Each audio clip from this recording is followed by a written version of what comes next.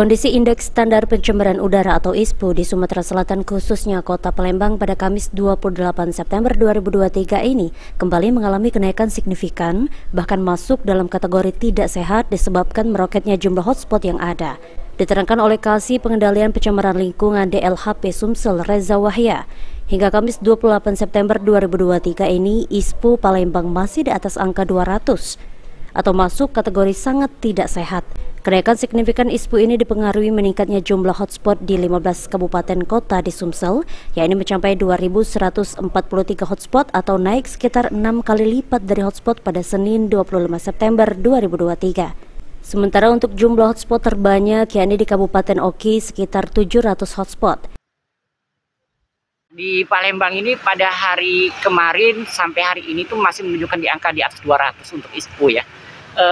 Ini kita sudah masuk ke kategori sangat tidak sehat. Nah, ini salah satunya pengaruh kebakaran hutan dan lahan di beberapa kabupaten kota yang mulai menyebar di kurang lebih 15 kabupaten kota yang kalau menurut data kita hotspot yang terjadi pada saat sekarang ini. Paling banyak di mana? Paling banyak di Kabupaten Ogan Komering Ilir.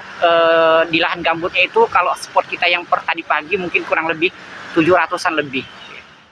Ditambahkan Kasih Pengendalian Pencemaran Lingkungan DLHP Sumsel Reza Wahya, dengan kondisi ISPU sangat tidak sehat ini, masyarakat direkomendasikan untuk memakai masker dan mengurangi aktivitas di luar ruangan, terutama bagi kalangan rentan seperti anak-anak, lansia, dan masyarakat dengan penyakit bawaan. Sandi Pratama, PAL TV.